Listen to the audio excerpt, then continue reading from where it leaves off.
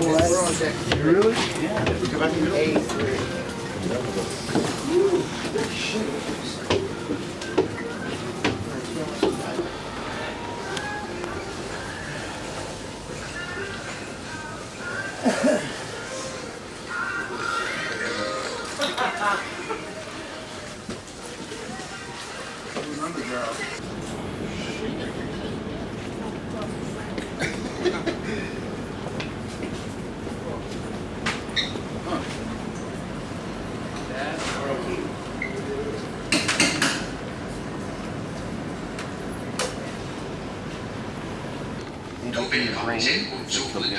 Yeah, but you know, heroin is a certain area.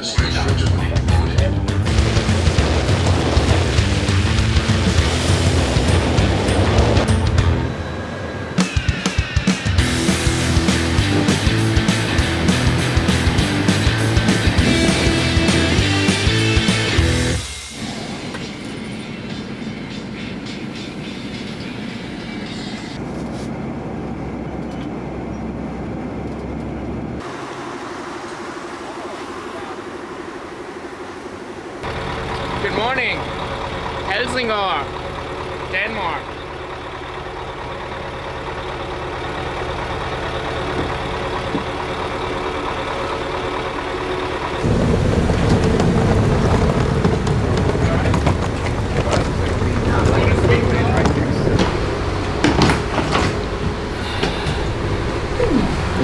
Is there somewhere I can just put this, store it somewhere? Yeah, I mean downstairs we've got a whole room just to put stuff in. Get this one out of the way.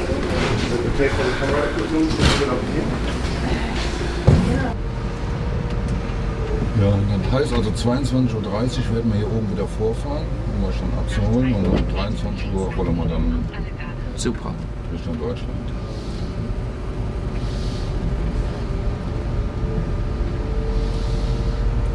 Auch nicht, bis ich hier. Das ist das Schloss, das Sommerschloss des dänischen Königshauses. Links. Verbringen da gerne ihre Sommerferien. Ich wusste gar nicht, dass du auch Rundreisen machst. Da gucken ja noch so Asi Und wenn sie dann auf die fällt bei andere mir Seite noch kommen, unter die Häuser Allgemeinbildung. Auf der anderen Seite des Wassers ist Schweden. Smart Baddies, macht gleich erstmal Duschi Duschi, Putzi Putzi. Gell? Hör mal, wenn du so Aufnahmen machst wie gerade draußen, wenn der Bus einfährt, oder? Genau das meine ich. Dann gewöhn dir mal an, die Kamera mit beiden Händen zu halten. Aber wenn du so läufst seitlich nur mit einer Hand, weiß ich, dass es wieder shaky shaky wird. Shaky Shaky, Putzi Putzi.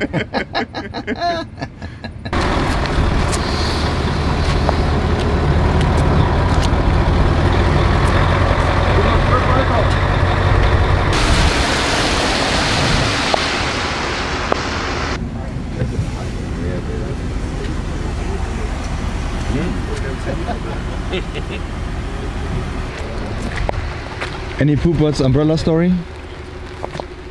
None that come when they come. Those have to come See, the thing about the poop butt stories is I can't control that. It's not like, okay, I'm gonna do one. They come out of me. I never do a second take. I just go, listen up, poop butts, and right now. Okay, so when the Poop Butts umbrella story is coming, just let me know, yeah? I'll give you a signal. Awesome. I'll tell you right now. Listen up, poop butts. I'm standing out in the rain too fucking long. I'm getting fucking sick. You know, you gotta get me in a fucking hotel. I gotta fucking sit down. Cut! Listen up, poop butts. Too proud to carry an umbrella. This poop butt ain't too proud to carry an umbrella. This one wet. Right. This one dry. This one Cut.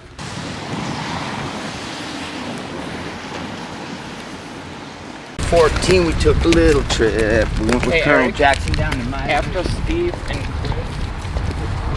Chris.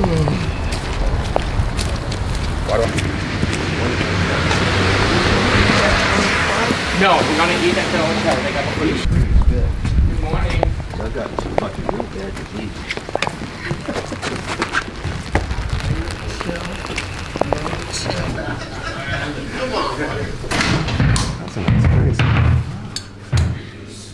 We just got to the hotel in Denmark and got our rooms to take showers, and the breakfast buffet is next door.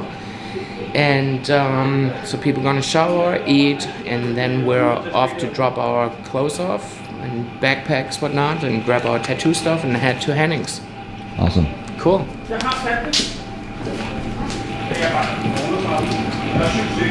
Chris and Eric Perfect are the ones with appointments. And so they're gonna shower first. I'm gonna take off with them to bring them to the shop. I got a map, it's about a 10-minute walk. Well, back to the bus, I think it was only 5 minutes. You guys drop your stuff off, grab your tattoo stuff, and At the shop. meet at the shop. So go to the bus, after we eat, Yeah. go to the bus, go to Yeah. the shop.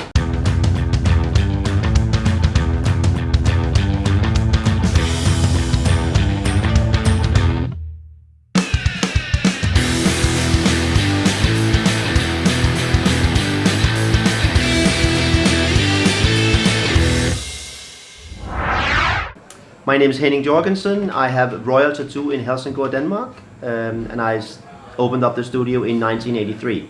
The first 4 years we were down 400 meters down the street, and on the exact date, 1st of April, we moved up here, which was done like, we worked the Saturday, closed down the shop. Back then you didn't have hardly anything at the shop. Pulled it all up in a little trailer, you know, pushed it up, put it all in, opened up here on Monday. And then started renovating and building the shop, but you know, way different than it would be today. Imagine pulling up like a trailer like that you have behind your car, you know, pulling that up here like a couple of times with all the stuff we had at the other shop. That was it, nothing, you know, like, and then, you know, like I said, locking it in, and I would start working the following Monday like out of a little table in the back room, and then my partner that I opened up Royal Tattoo with, you know, he would start building, you know, and making it ready in the front. Whereas now, if you were moving the shop as it is today, you would take a lot of big trucks.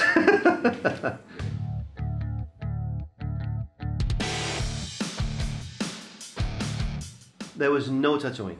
There was tattooing 2 places in Denmark, and that was like New Haven, where you have Tattoo Only, and some other shops. There was like 5-6 shops, and then you had the red light district where I grew up and where I started tattooing, and you had another 5 shops there, and that was it.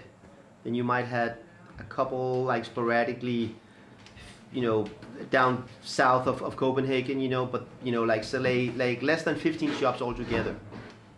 So we moved up here to kind of get away. You couldn't leave a shop and just open up, you know, like in another area of Copenhagen. That they would have not liked that, you know, in anybody, and we didn't want to, you know, but we felt there was a market for it up here, and at the time there was like maybe 10 shops in Sweden, whereas today you have more than 2,500.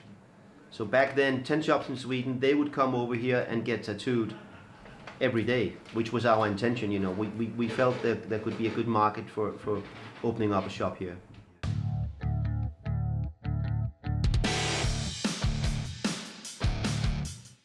No, they're still in a court case. It's because the owner of the whole building has a restaurant that's been there forever. It's like a 350-year-old building. And Ole is the world's oldest existing tattoo shop. Of course, there's new people taking it over, and the people who are here today, the people from Tattoo Ole. It's like a woman. So now the restaurant wants to take the shop from him and turn it into a kitchen. And now they have this long court case, you know, and hopefully they'll win it, you know, and they won't be able to throw them out. You know, you have museums and all kinds of people stepping in and trying to prevent it, you know. So, but obviously this guy, he runs a restaurant, so he doesn't care.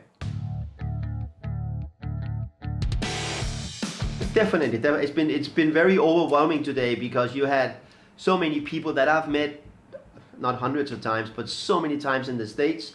And you know, we're very good friends, but of course they've never been here. So, and suddenly you have all these people that I got to know, like Freddie. I met Freddie like in the 90s, early 90s, you know, like at Realistic, you know, and you know, now he's here. It's so amazing, you know. So having everybody at the same time, you know, we've had it, like we had a big 25-year anniversary and a big 30-year anniversary, and of course there was a lot of artists at the time, but they weren't all working at the shop. So but this has definitely been like a very special day today.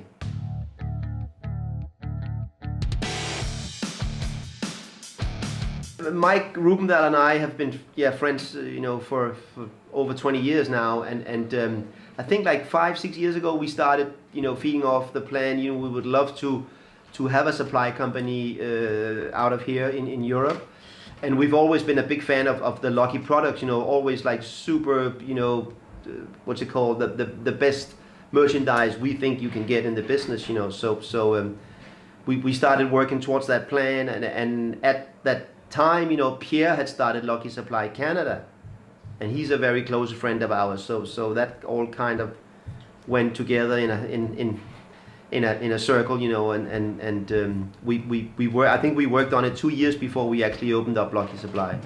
Yeah, I mean, everybody knows that if you order straight up supplies from the States, and I've noticed that throughout the years, like you can buy in our country here, you buy say $200 worth, you and sometimes ends up paying $100 in taxes, to get your merchandise, right? So this was a great opportunity for the Europeans to actually be able to get all these super good quality things, and not paying that heavy tax.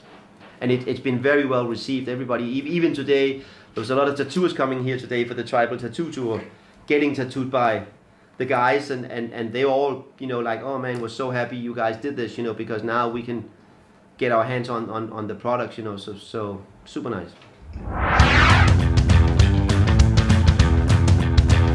25 years running now, baby. Whoa.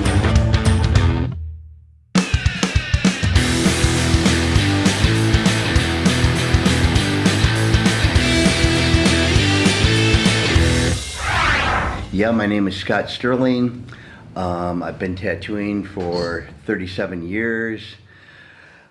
Basically, I sell tattoo machines, and I also tattoo full-time, now only 4 days a week, because I need the rest of the time to make tattoo machines. In the United States, I do seminars, and that is probably my main kind of income, because for a seminar, I charge people a machine, and the seminar is for free. Over here, I just do the seminars for free. They're a little bit abbreviated, but when people ask so many questions, they more or less get most of the things. I don't go into certain things that are so technical. Usually they take between 4 and 5 hours.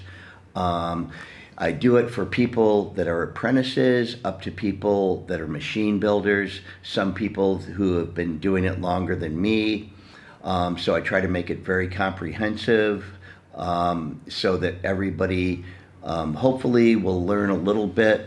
When I do these things, no recordings, people can take notes, and I don't mind telling them everything I know, because tomorrow I'll know more. I'll learn another trick tomorrow.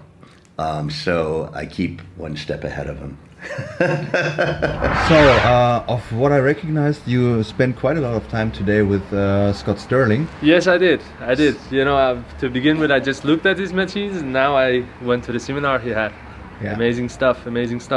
Informations you kind of knew about, but he confirmed it for the first, because also being him kind of makes it very believable for me. Plus, having these small informations about how he does stuff, where he buys stuff, what kind of metal you use for this and that. Definitely, that was a big blessings for me. In my opinion, he's a living legend, So definitely. Was there anything you would say? Okay, so that's kind of old school trick, kind of like or something?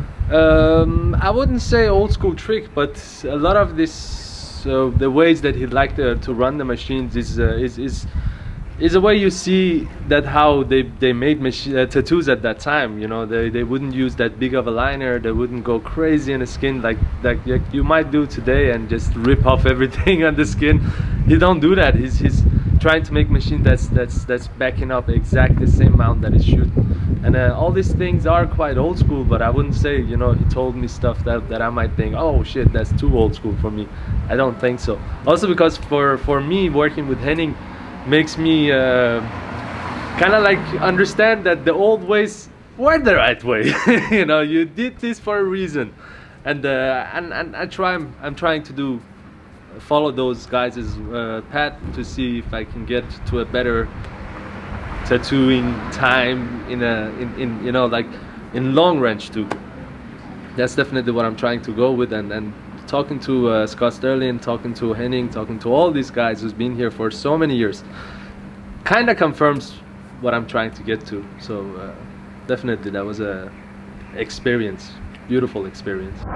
From the very beginning, from the very first, I was modifying my own machines from the time I started tattooing, and you know, since then I've learned more and more. Mostly I learned from looking at machines that other people have built. I've spent time, I started with Lyle Tuttle, who is very good, maybe not as a tuner of machines, but very good as far as doing different styles, doing them very fancy. You know, I was lucky enough to work with Paul Rogers a little bit. Unfortunately, at the time, I didn't know enough to ask the right questions to learn. And if I was to do it all over again, I would not ask him about tattoo machines. I would ask about history. Also got to work with Mike Malone, who was making outliners, and then I started making shaders, and we were kind of like a team, and that was right after Paul died, and there was no one else at the time building custom machines, so we did very good then.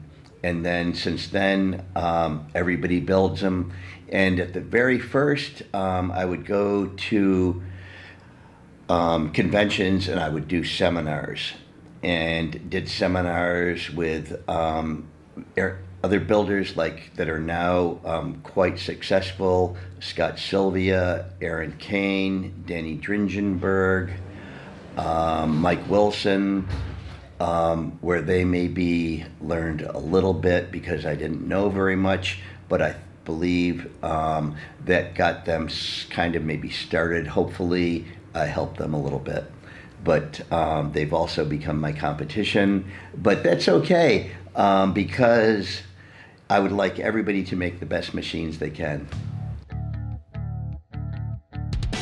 Well, it came to that because I was at a convention, and on the way to the convention, me and a guy named Dave Gibson, also a very good tattooer, were talking in the car, and we said if we could go anywheres and work any place, it would be China Sea with Mike Malone, because you could learn so much from him. And we got to the convention, I got to Mike Malone first, and he said that Candy Everett, who was also a magnificent drawer, a very good tattooer, she was going on a trip around the world. Mike Malone says, I can use somebody to work, and I said I will come over in a minute, and he said he would give me a call after the convention, and I thought he was just, you know, blowing me off, but I got back there and he says, you know, come over for a couple of weeks, see how you like it, see if we can work together. So I was able to do that, and that was very good. If everyone could work with him for a little while, they would learn so much. And what I learned from him was maybe not how to tattoo so much better, but I learned about how to deal with people. And he was a very good storyteller. And I just learned so much from him. And he was a very good critique of your tattooing.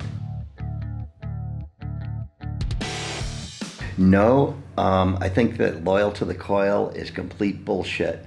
It's like the carpenter who is loyal to the hammer, but now there's air hammers to, you know, drive a nail in, which is, I'm sure, a more efficient way.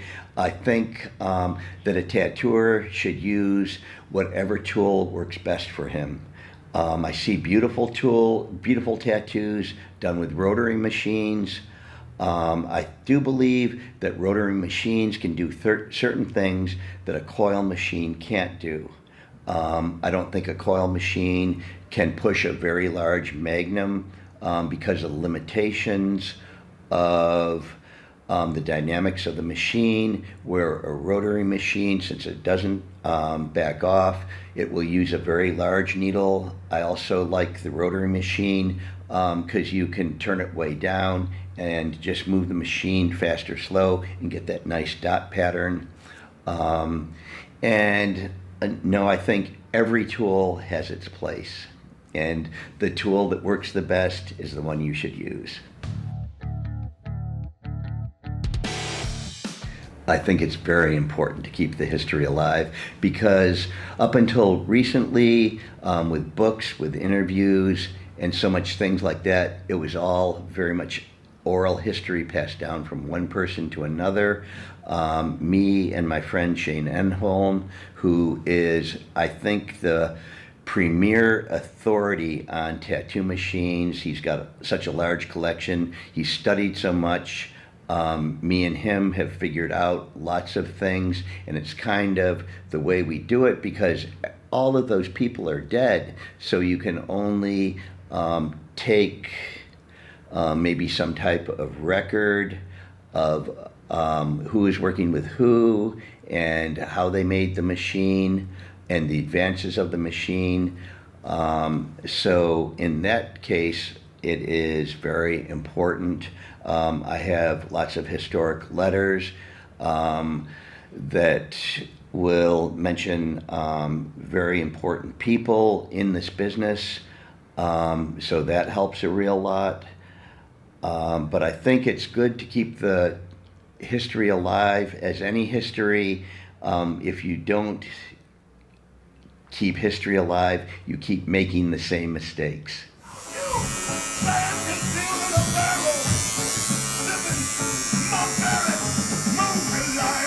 I like the interaction with people and fucking like, I like people telling me, fucking show me ideas and shit that they want. I wouldn't like booking up. I like interaction with people too much to be isolated. You know, if I was gonna be isolated, I'm gonna be on a tropical beach with a bunch of beautiful women, not in a tattoo shop. Yeah, I cannot do private studio either. I did it. I did a private studio once for about 2 years. And I thought it was what I wanted, and I realized it's not what I wanted. It's not what I wanted. And the bullshit. Can you say the pros and cons of private and street shop then? To me, I like the interaction with other people. I think I develop more too, just as an artist, like whatever, when I'm working around other people, just watching what they're doing. Sometimes, even if I don't want to use whatever technique they're using for their own, I can incorporate that in what I'm doing. I just like that when you're isolated. Some people thrive like that, but the majority I don't think really works. So they get stale a little bit, you know, they get stuck, you know. I like to see what other people do, so I don't do it. You know, that's good too. Yeah, I cannot do private studio. It's like an echo chamber. I like all the bullshit. As much as I hate the bullshit, there's nothing. I like it too. Yeah. I think it works for some people, you know what I mean, but it's just not for everybody. I've been tattooed at a couple private studios, and there's no one coming in. It's just you and them, that's okay, but it's just. I would have people come in, and I would be sleeping in the chair because no one ever came in. The thing is, our shop, we always have like the local weird people hanging out, and the local cops stop by and bullshit. You know what I mean? Like private studio would be so boring, you know. So when I ditched the private studio, I went to a shop with just an open floor plan. So you can, you know, if you got a client that's a dud and you just can't make conversation happen with them, you can kind of jump in on this conversation over here. Yeah, totally. I actually like that when where I work, it's all open like that, so we're all just sitting there having conversation with each other, and the customers seem to like it too. They kind of interact, or they want to see what the other person's doing with somebody else. They've never met the person. They're just all in there together getting tattoos. They're like, oh, what are you getting? Oh, that's cool. And I don't know. In the shop too, I like to just keep people, if they're just walk-ins, if I did the tattoo and they come back and ask for me, I'm like, you come back and ask for anybody here, everybody does a good job. By the way, when they come back, everybody treats them the same. They get tattooed by everybody in the shop, you know? That's usually the same line we have, you know. Yeah, man. I don't care who tattoos you, as long as you get tattooed there. Yeah. You know. But you know, it's different when you own the place and when you work at the place too. So. I encourage my customers to get to do by the other guys. Yeah, I mean, I always do that, you know. Sometimes they feel like they're betraying you or something. Like, look, I'm only gonna complain if you get some piece of shit of tattoo somewhere else and you want me to fix it. But other than that, you know, I don't mind at all. You know, keeps them in the shop, keeps their friends, you know, as they tell their friends.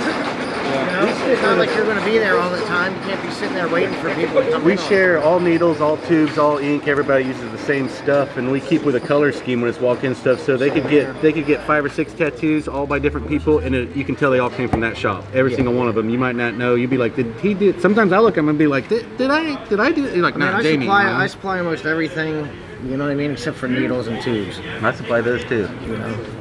I like this consistency. Like, if you want something... Inks and stuff like that, you know, I make all that stuff, you know, myself, so everybody's got a whole bin full of that stuff, so it's good to go.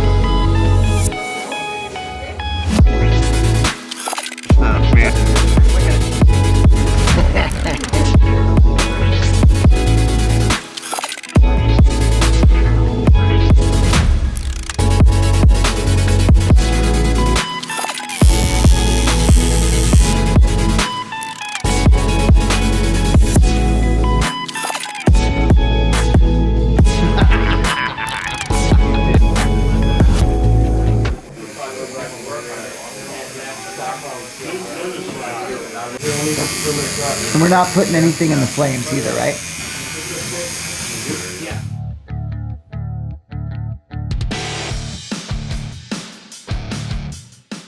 Yeah, I've had a lot of different iterations of the shop. I had a street shop, sold it, went to a private studio, moved to the West Coast. A lot of changes, but back to a street shop, which is where I'm most comfortable.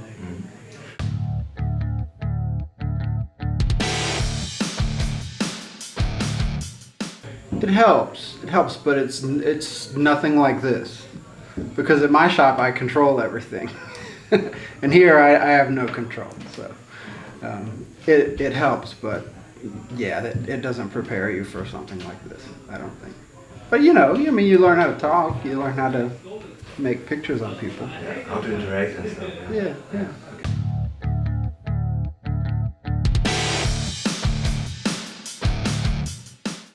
They would do a lot of tracing first.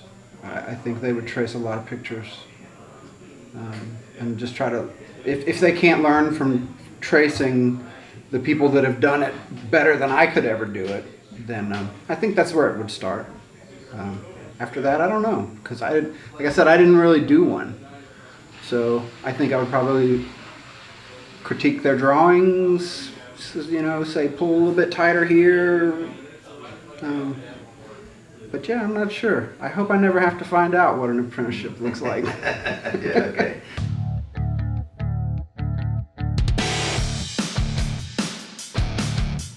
I just got a call from Patrick, Or maybe I was there when he was, I think I was at his house when he first told me about it. He told me that he wanted to do this thing, and yeah, he asked me if I was in, and at the time I think I said 98% in, and then the 2% fell into place. Yeah, I met Patrick through DJ, who owns Halo. And I guess I met him probably at conventions first, and then I would go up and I worked at Halo, met him there. But convention, I think we met first at Salt Lake City convention a while back. Well, it was a little scary. It was a little scary, the whole idea of it. And honestly, it wasn't, the first time I heard the pitch, I wasn't sure that it would ever happen. It seemed pretty far-fetched that you'd get this many dudes on a bus together around Europe. I mean, I didn't want to say yeah and be stuck with something I couldn't get out of, so I left it at 98%. I've always been a little afraid to come to Europe, to be perfectly honest. You know, customs and all that business, it's a little frightening. I'm kind of a creature of habit, so when I'm at home, I wake up at the same time, I eat at the same time, and yeah, you do have to give up that a little bit if you want to do this, and it's worth it.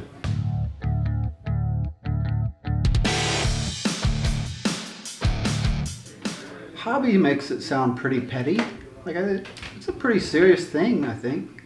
I take it pretty seriously. Maybe, I don't know,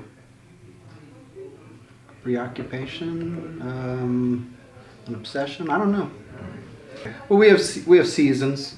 So turkey season is a certain time of year, deer season. So whatever's in season is usually fine if I can get a day off. Okay. A friend put together a trip. It's the salmon run the rivers, the life of a salmon. They run up the river before they die and they spawn. And that time of year, the rivers are thick with salmon like this. So I went up and stayed. It was actually the Halo, was it 15th or 10th anniversary that just happened? 15th, I think. And I went up and stayed with Patrick and did that. And then I had some friends that were renting a place on the river, on the salmon river. So I got to, for the first time, go chase the big salmon, freshwater. That was pretty fun.